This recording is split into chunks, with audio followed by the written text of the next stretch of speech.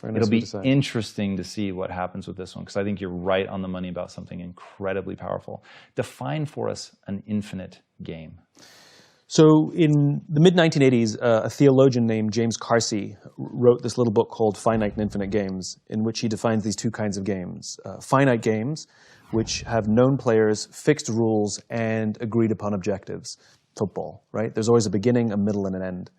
And the objective is to win the game.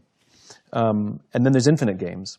Infinite games are defined as known and unknown players. You don't necessarily know who all the other players are. The rules are changeable. You can play however you want. And the objective is to perpetuate the game, to stay in the game as long as possible. What I find so fascinating about this idea when I first learned about it is we are players in multiple infinite games every day of our lives. There's just no such thing as being the winner in your marriage. There's no such thing as winning global politics. And there's definitely no such thing as winning business. Business is an infinite game. And yet, when we listen to the language of too many leaders, they talk about being number one, being the best, and beating their competition. Based on what? There's no agreed upon objectives. There's no agreed upon timeframes. And so what ends up happening is you have people building organizations and leading with a finite mindset, playing to win, in a game where there's no such thing as winning.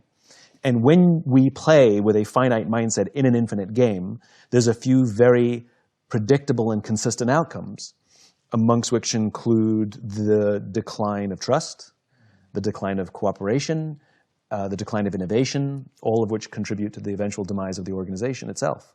And so what I wrote about is what it means to lead with an infinite mindset, because we teach leadership as if it were a finite game.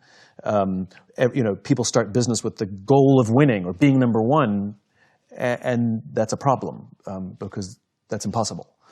So what I wrote about in the infinite game is leading with an infinite mindset.